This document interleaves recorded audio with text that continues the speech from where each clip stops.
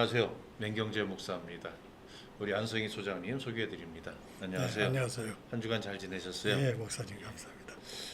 오늘 우리 집사님, 우리 안 소장님께서 해주실 말씀은요, 그 알코올 중독이 어떠한 우리 삶을 피폐하게 만드는가, 거기서 인간 관계망의 파괴. 그러니까 알코올 중독자가 되면 아내와 형제와 가족들, 뭐 친척들, 이 원수가 되는 이러한 상황들이 이제 발생한다고 합니다. 그 구체적인 사례를 우리 소장님 통해서 들어보도록 하겠습니다.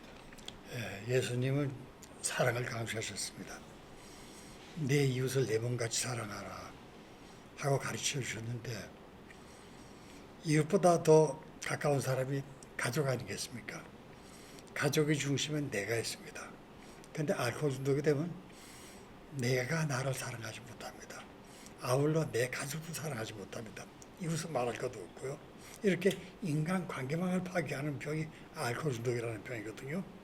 이런 병에 대해서 다룰 텐데, 성경에서는 이 가정과 이 가족 관계망, 인간 관계망을 어떻게 설명을 하는지 목사님의 고개를 두도록 하겠습니다. 예, 예수님 산상순에 보면은요, 이제 형제의 가족에 대한 어떤 그런 특별한 말씀들이 있습니다. 그러니까 형제에게 노하는 자마다 이제 심판을 받고, 또 형제를 나가 뭐 좀 아주 속된 그런 욕인데요. 그렇게 하면은 지옥불에 들어가게 된다. 그리고 또 주님 앞에 나와서 제단에 이제 예물을 드릴 때 그 전에 형제와 이제 싸운 것이, 형제에게 원망 들을 만한 일이 생각나면은 예물을 제단에 두고 가서 형제와 화해하고 와서 이제 다시 예물을 드리라. 뭐 이러한 말씀까지 있고요. 사도 바울도 이제 여러 서신서에서 가족에 대한 여러 가지 말씀들을 나누었습니다. 우리 기독교의 교회는요, 가정이 가장 작은 단위의 1차적인 교회입니다. 이 가정이 모여서 이제 하나의 교회가 되고, 또 이 가정이 모여서 이제 더 큰 교회로 발전하는 그러한 구조인데요. 이 가정이 잘못되면은 그 교회가 온전할 수 없는 것이죠. 성경은 가정을 굉장히 중요하게 생각하고, 가정 구성원 한 사람 한 사람에 대해서 서로 사랑하고, 서로 아껴주고, 서로 배려하고, 서로 이해할 것을 말씀하고 있습니다. 물론 이제 교회에서 또 성경에서 일반 사회에서도 그렇게 말씀을 하고 그렇게 가르치고 또 그렇게 살아야 하지만 그거 실천 못하는 사람들이 알코올 중독자입니다. 우리가 길을 가다가 오랜만에 아는 사람, 지인을 만납니다. 그럴 때 주고받는 인사가 무엇입니까? 우리는 통상 하나의 공식 같은 말을 나눕니다. 언제 밥이나 한번 먹자, 이런 얘기입니다. 보릿고개로 알려진 길고 긴 궁핍하던 시절의 배고픔에 한이 맺혀 지금도 이렇게 먹는 것이 인사로 진화된 것이 아닐까 생각해 봅니다. 또 다른 면에서 생각해 볼 수 있습니다. 옛 어른들은 사 먹는 밥은 살로 가지 않는다고 했습니다. 집밥을 먹어야 살이 된다고 했습니다. 돈 주고 사는 음식은 건강에 도움이 되지 않는다는 이야기인데, 어머니나 아내의 손맛, 즉 정성이 들어간 음식이 건강에 좋다는 이야기입니다. 부잣집 며느리가 출산을 했는데 젖이 모자랍니다. 그래서 젖먹이 딸린 유모를 고용했습니다. 그래야 젖이 잘 나오니까요. 근데 문제가 발생을 합니다. 부잣집 아이는 빼빼 말라가는데 유모 아이만 포동포동하게 살이 찌는 게 아닙니까? 유모가 어린 아이 둘을 양옆에 끼고 자는 모습을 보니까 유모의 온기가, 즉 사랑이겠죠? 유모의 온기가 자기 자식에게만 흘러가더라는 것입니다. 이런 모습을 보고 큰 깨달음을 얻었다고 합니다. 같은 젖이라도 사랑에 들어간 젖과 그러하지 아니한 젖에는 큰 차이가 있다는 것을 깨달았다는 겁니다. 이 세상에서 가장 작은 집단이 가족입니다. 인간은 동물 중에 가장 연약한 동물입니다. 그들에겐 적이 공격했을 때 빨리 도망칠 수 있는 사슴 같은 빠른 발도 없습니다. 호랑이처럼 날카로운 이빨도 곰같이 강한 발도 없습니다. 물고기처럼 물속을 자유롭게 헤엄칠 수도 없고 새처럼 날 수도 없습니다. 그리하여 자신들을 지키기 위하여 다른 동물들도 그러하듯 군집생활을 시작했습니다. 연약한 동물들이 모여 사는 것을 군집 본능이라고 합니다. 그 군집 본능이 나타나는 최소의 단위가 가족이고 가족이 모여서 시족이 되고 시족으로도 부족하여 국가를 만들었습니다. 그 국가가 위협을 느낄 때 국가와 국가가 연합을 이루는 것이 동맹이 아닙니까? 그래도 부족하면 국가를 보호해줄 인간보다 더 강력한 힘을 가진 초월적인 존재가 필요했습니다. 그래서 나라를 지켜주는 수신이 필요했습니다. 인간이 출현하면서 인간이 필요로 하는 수신인 토템 신학이 생겨났고 그것이 지나여 오늘의 종교가 된 겁니다.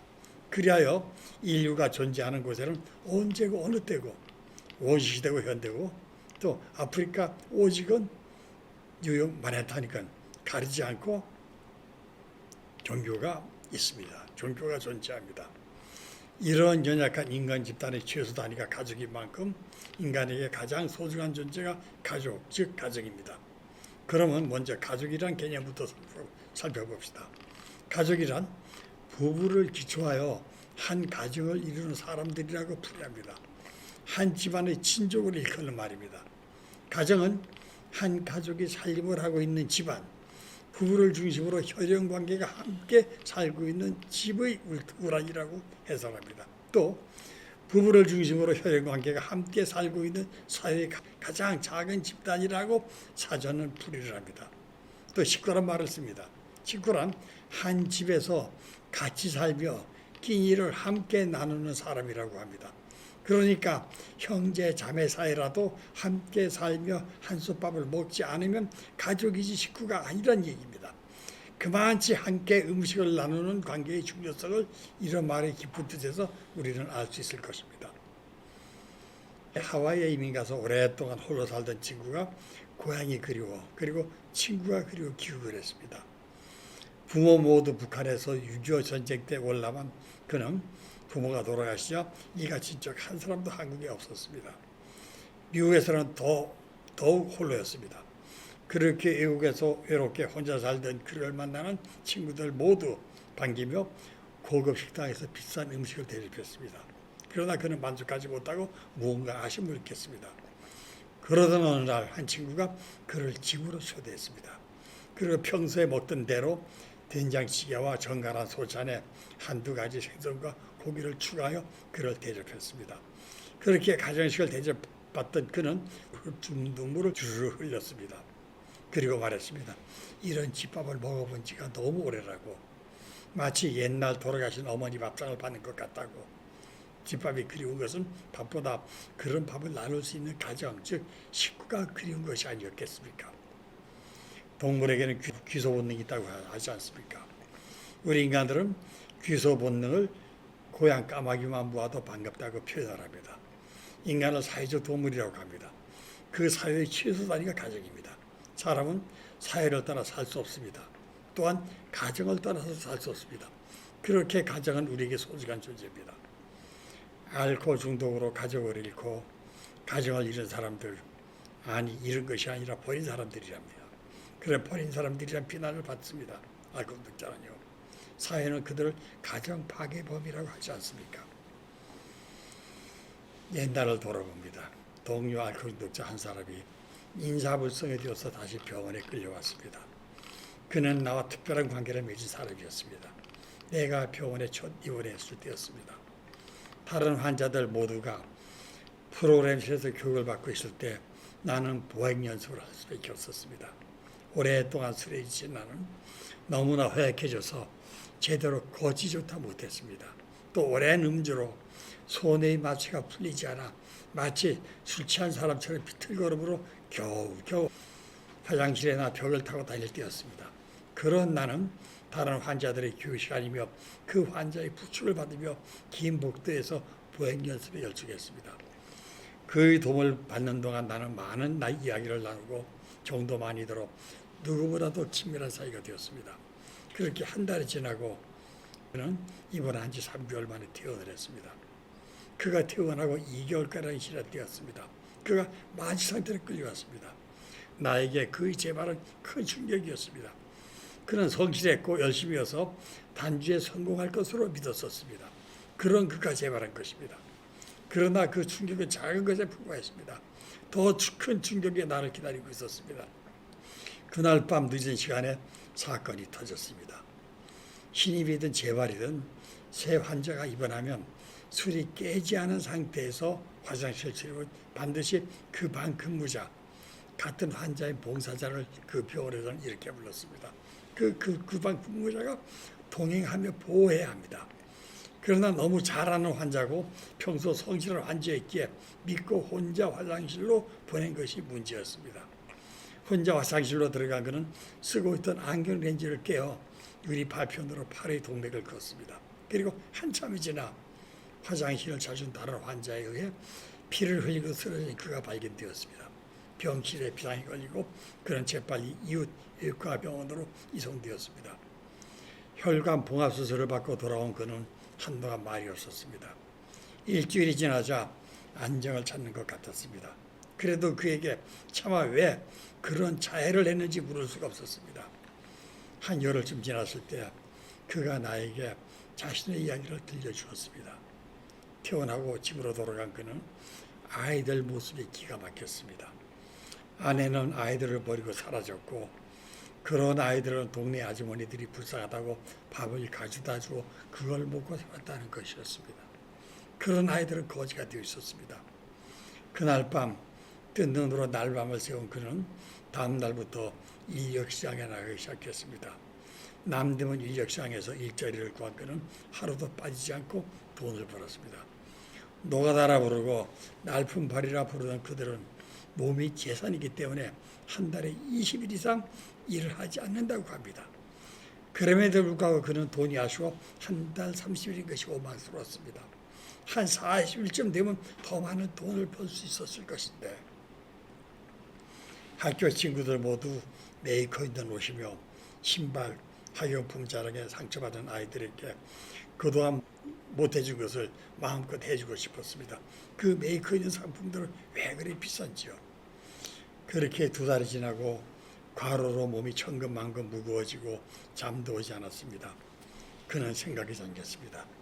앞으로 나는 어떻게 될 것인가. 또 아이들은 나는 불치병을 앓고 있는 알코올 중독자다. 또 재발하면 아이들은 어떻게 될까. 돌봐줄 부모가 없는 아이들은 정말 거지가 되겠지. 생각 끝에 그런 결심을 했습니다. 차라리 내가 먼저 죽자. 그런 아이들은 고아가 되어 보육원으로 보내지겠지. 그러면 최소한 고등학교까지는 보내준다고 하지 않는가. 술에 미쳐 정신병원에 들락거리는 아비 밑에서 거지 아이들로 사는 것보다는 그것이 훨씬 나을 것이 아닌가. 그래 죽자. 이왕 죽는 거 그 원수 같은 술이다 실컷 먹고 죽자. 소주 10병쯤 먹으면 치사량은 충분할 테니 먹고 죽자. 그래서 소주 10병을 사다 놓고 아이들이 잠들자마자 마시기 시작했습니다. 그러나 깨어보니 저승이 아니라 병원이 아닌가. 그래서 마저 죽으려고 화장실에서 안경 파편으로 동맥 절단을 시도한 것이었습니다. 그가 마시고 죽지 못한 것은 인체 보호 프로그램이 작동되기 때문입니다. 마시제의 술의 마취작용으로 먼저 손의 마취가 심해지면 운동신경의 마취가 일어나 몸을 가누지 못하고 술병조차 들 수 없게 됩니다. 음주가 위험수위에 도달하면 인체 보호 프로그램이 작동하여 구토를 일으켜 인체에 들어온 술을 배출합니다. 그러니까 죽을 때까지 마실 수 없는 것입니다. 그는 여기까지 몰랐던 것입니다.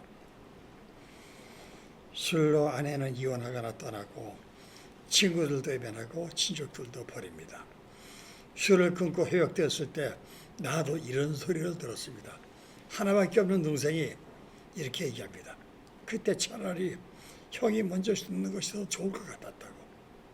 한창 마실 때 동생에게 술값 달라고 손 벌린 적도 없었고 취해서 전화 한 통 한 일도 없는데 또 내가 죽으면 연로하신 부모님과 아내 그리고 아직 어린 조카들까지 5 식구가 거의 몫이 될 텐데 그래도 그런 고통받는 형이 싫고 창피했던 것일까.